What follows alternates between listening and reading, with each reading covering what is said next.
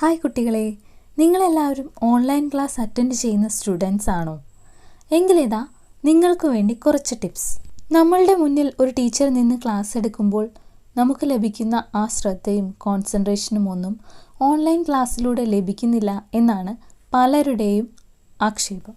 അതിനുള്ള കുറച്ച് പ്രതിവിധിയുമായാണ് ഞാനിന്ന് വന്നിരിക്കുന്നത്. നമുക്ക് ടിപ്സിലേക്ക് കടന്നാലോ? ഒന്നാമതായി, കാം ആൻഡ് ക്വയറ്റ് ആയിട്ടുള്ള ഒരു സ്റ്റഡി പ്ലേസ് നിങ്ങൾ തിരഞ്ഞെടുക്കുക. വീട്ടിലെ കോമൺ ആയുള്ള ഏരിയയിലോ TV വെച്ചിരിക്കുന്ന ഏരിയയിലോ ഒന്നും ഇരുന്ന് പഠിക്കാതെ കുറച്ച് ഏകാഗ്രത കിട്ടുന്ന റൂമിലോ മറ്റെവിടെയെങ്കിലും സൈലൻ്റ് ആയിട്ട് പഠിക്കാൻ പറ്റുന്ന ഒരു അന്തരീക്ഷം നിങ്ങൾ തിരഞ്ഞെടുക്കുക.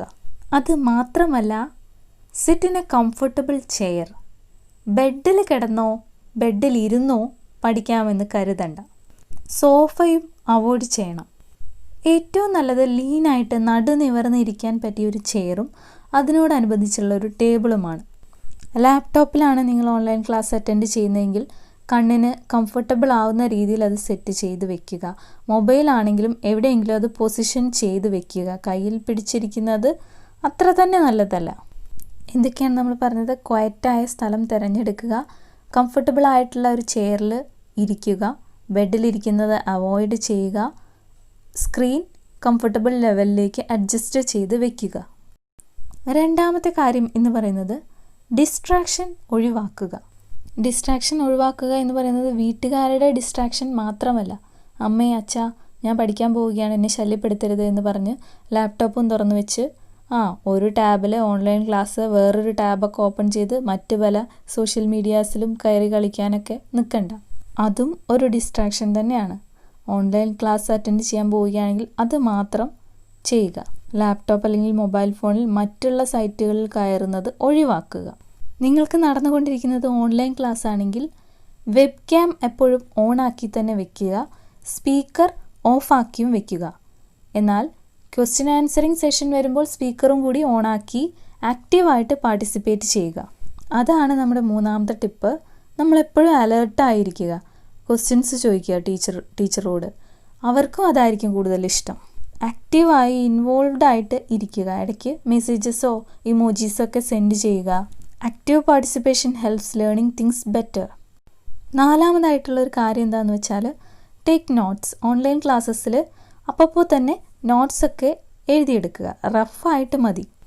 നമ്മൾ എന്താണ് കേട്ടുകൊണ്ടിരിക്കുന്നത് എന്നുള്ളതിൻ്റെ ഒരു ബോധം നമുക്ക് തന്നെ ഉണ്ടാവാൻ വേണ്ടിയാണ് ഈ നോട്ട് ടേക്കിംഗ്.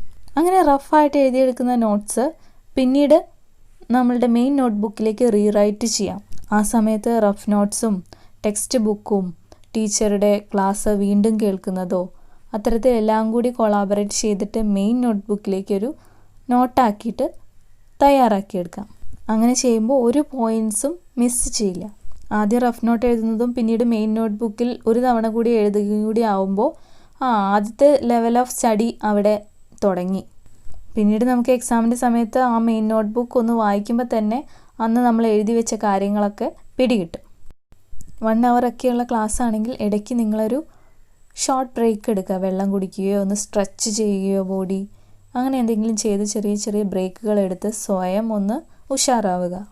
മോറോവർ, ഈ കൊറോണയെല്ലാം മാറിക്കഴിഞ്ഞാൽ ഉടൻ തന്നെ നമുക്ക് നോർമൽ ക്ലാസ്സുകൾ ഉണ്ടാവുകയും പെട്ടെന്ന് തന്നെ എക്സാം ഇടാൻ സാധ്യതയുണ്ടെന്ന് മനസ്സിലാക്കി ഒന്നും പെൻഡിങ് വെക്കാതെ അപ്പോൾ തന്നെ നോട്ട്സൊക്കെ എഴുതി പഠിച്ച് മുന്നോട്ട് പോവുക. മറ്റൊരു അഡീഷണൽ ടിപ്പ് പറയുന്നത് എന്താണെന്ന് വെച്ചാൽ നമ്മൾ സ്കൂളിൽ പോയിരുന്ന ആ സമയത്തുള്ള അതേ റൊട്ടീൻ തന്നെ ഫോളോ ചെയ്യാൻ ശ്രമിക്കുക. ഒരുപാട് വൈകി എണീക്കുന്ന ഹാബിറ്റൊക്കെ മാറ്റി സ്കൂളിൽ ഉണ്ടായിരുന്നെങ്കിൽ നമ്മൾ എങ്ങനെയായിരുന്നോ അതുപോലെ തന്നെ ആയിരിക്കുക. Okay, that's all for today. Video ഇഷ്ടമായിട്ടുണ്ടെങ്കിൽ ലൈക്ക് ചെയ്യുക. നിങ്ങളുടെ ഫ്രണ്ട്സിന് കൂടി ഇങ്ങനെ ഒരു ചാനലുള്ള കാര്യം ഈ വീഡിയോസൊക്കെ ഒന്ന് ഷെയർ ചെയ്ത് കൊടുക്കുക. ഒപ്പം തന്നെ അവരോടും സബ്സ്ക്രൈബ് ചെയ്യാൻ വേണ്ടി പറയുക. Thank you so much for watching.